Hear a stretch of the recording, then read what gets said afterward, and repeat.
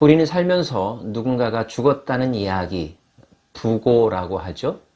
그런 소식을 들을 때가 있습니다. 그 사람이 나와 가까운 사람일 때, 그리고 뜻밖의 죽음일 때, 우리의 인생은 잠시 스톱하게 되고 많은 것들을 생각하게 됩니다. 인생의 연약함, 무상함에 대해서 생각하곤 합니다. 깨달음의 순간이기도 하죠. 그리고 나름대로 그 깨달음을 누군가에게 이야기하곤 합니다. 가장 최근에 여러분은 어떤 죽음을 겪어보셨나요? 그리고 무엇을 깨달으셨나요?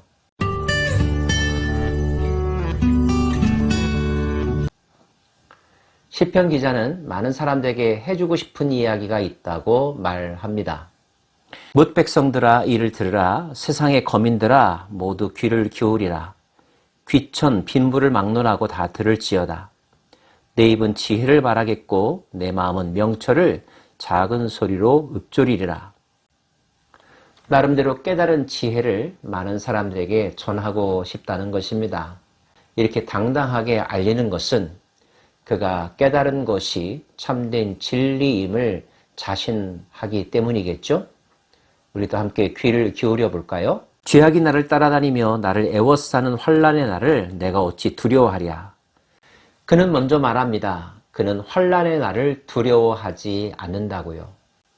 죄악이 나를 둘러싼다 할지라도, 어떤 어려움이 내게 닥친다 할지라도 전혀 요동하지 않겠다고, 두려워하지 않겠다고 말하고 있습니다. 그렇게 말할 수 있는 근거는 무엇일까요? 자기의 재물을 의지하고 부유함을 자랑하는 자는 아무도 자기의 형제를 구원하지 못하며 그를 위한 속전을 하나님께 바치지도 못할 것은 그들의 생명을 속량하는 값이 너무 엄청나서 영원히 마련하지 못할 것임이라. 그는 자기 재물을 의지하는 자들, 돈이 많다는 것을 자랑하는 자들 앞에서 전혀 주눅들지 않고 두려워하지 않는다고 말합니다.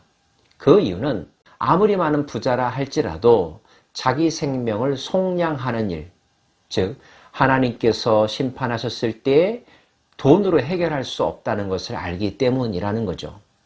생명을 구할 수 있는 것, 돈이 아니라는 것입니다. 하나님의 마음을 움직이는 것도 돈이 아니라는 것을 알기 때문에 그는 부유한 자, 부유하기 때문에 높은 자리에 있는 자, 부유하기 때문에 권력을 가진 자들, 그들이 행하는 공격이나 그들로 말미암아 겪는 어려움이나 환난에 대하여 전혀 두려워하지 않는다는 것입니다.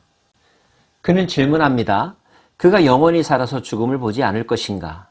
그러나 그는 지혜 있는 자도 죽고 어리석고 무지한 자도 함께 망하며 그들의 재물은 남에게 남겨두고 떠나가는 것을 보게 되리로다.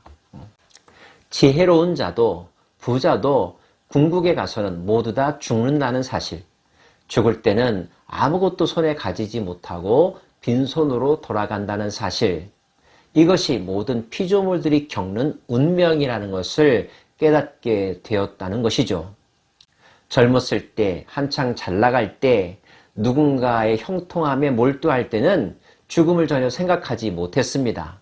그러나 어느 날 도적같이 그들의 인생길에 찾아온 인생의 마지막, 그것을 피할 수 없다는 현실을 받아들이고 나서는 아하, 모든 인간은 죽는구나. 하나님의 심판 앞에 서는구나. 그러므로 아무리 잘난 척하고 아무리 높은 자리에 올라있고 아무리 많은 것을 가진 사람이라 할지라도 죽음이라고 하는 평등한 사건에 직면하게 되는구나. 그렇다면 내가 그를 두려워할 일이 무엇이겠는가? 그를 부러워할 일이 무엇이겠는가? 깨닫게 되었다는 것입니다. 그러나 그들의 속 생각에 그들의 집은 영원히 있고 그들의 거처는 대대에 이르리라 하여 그들의 토지를 자기 이름으로 부르도다. 그러나 사람은 존귀하나 장구하지 못하며 멸망하는 짐승 같도다. 한 치 앞도 하루 앞도 내다보지 못하고 자기가 누리고 있는 부귀영화가 영원할 것이라고 큰 소리 쳤지만 결국 얼마 가지 않았다는 것. 사람이 아무리 높아지고 아무리 영광된 자리에 오른다 할지라도 결국은 유한하며 멸망에 이르게 된다는 사실을 깨달아야 한다는 것입니다. 모두 다 죽음을 맞이하게 되고 죽는 순간 아무것도 가져가지 못한다는 사실, 모든 인생이 겪어야 될 운명인데, 그러나 그 중에서 특별히 어리석은 자들은 죽음을 실감하지 못하고 인정하지 못하고 자신의 힘으로 영생할 것이라 착각하며 살기 때문에 그들이 맞이한 죽음의 순간은 더욱더 비참하고 다른 사람의 보기에도 처량해 보인다는 것. 결국은 사망이 그들의 목자가 되며 정직한 자들이 그들을 다스리게 되는 새로운 환경에 처하게 된다는 것을 이야기하고 있습니다. 그래서 자신은 더 이상 부러워하지도 않고 그들의 권세를 두려워하지도 않는다고 이야기합니다. 그렇게 말하는 자신의 운명은 어떻게 되었을까요? 확고한 믿음이 있었는데요. 그러나 하나님은 나를 영접하시리니 이러므로 내 영혼을 수월의 권세에서 건져내시리로다. 나의 영혼은 하나님의 구원의 손길에 의하여 죽음으로부터, 무덤으로부터 구원함을 얻게 된다고 확신하고 있습니다. 살아생전에는 내가 약한 자였고 빼앗김을 당하는 자였지만 마지막 순간에 그들은 멸망에서 헤어나오지 못했고 나는 하나님의 도우심으로 말미암아 소홀로부터 구원함을 얻었으니 최종적인 결론은 누가 더 행복한 것이라고요? 내가 더 행복하다고요. 그 사실을 깨달았기 때문에 나는 더 이상 불행하지 않다고 말할 수 있게 되었다는 것입니다. 여러분도 그러하십니까?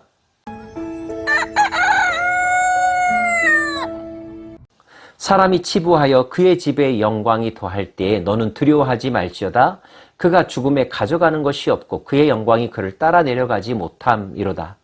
그가 비록 생시에 자기를 축하하며 스스로 좋게 함으로 사람들에게 칭찬을 받을지라도 그들은 그들의 역대 조상들에게로 돌아가리니 영원히 빛을 보지 못하리로다. 존귀하나 깨닫지 못하는 사람은 멸망하는 짐승 같도다. 요점은 존귀하나 깨닫지 못하는 사람은 짐승과 다를 바 없다. 무엇을 깨달아야 한다는 것입니까? 이 땅에서의 삶이 전부가 아니라는 것.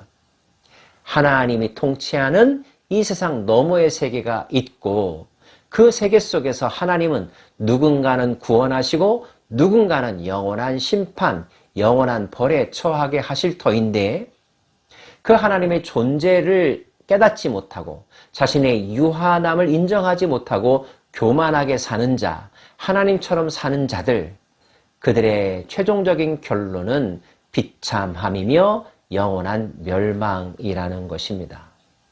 반대로 보잘것없어 보이는 삶을 살았고 연약해 보이는 삶을 살았지만 하나님을 인정하고 하나님을 두려워하는 마음으로 하나님의 길을 걸어가려고 끝까지 노력했던 나는 하나님이 그 팔을 뻗쳐서 구원해 주시기에 이 땅에서의 삶과는 비교할 수 없는 긴 기간 동안 이 땅에서의 삶과는 비교할 수 없는 질적 차이를 가지고 하나님의 나라에서의 삶을 살게 되니 진정 내 삶이 행복한 것이며 내가 남들이 부러워하는 삶의 주인공이라고 자신 있게 말하고 있는데 여러분도 그와 같은 믿음을 가지고 계시는지요? 믿음이란 인간의 한계 그 너머에 있는 것을 영적으로 깨닫고 그에 순종하면서 살아가는 것입니다. 현세적인 삶의 행복과 불행에, 부귀와 가난에, 힘 있음과 힘 없다는 현실의 차이에 너무 일희일비하지 않기를 원합니다. 더 멀리 볼 수 있기를 원합니다. 영원한 것을 볼 수 있기를 원합니다. 그리고 영원한 것에 소망을 두고 살아가는 저와 여러분 되기를 원합니다. 그때 우리의 마음 가운데는 초조함이 사라질 것입니다. 두려움도 사라질 것입니다. 질투도 사라질 것입니다. 담대할 것입니다. 관대할 것입니다. 성실할 것입니다. 의연할 것입니다. 그리고 승리자의 삶을 살게 될 것입니다. 그런 삶의 주인공이 되리라 확신합니다. 기도하십시다.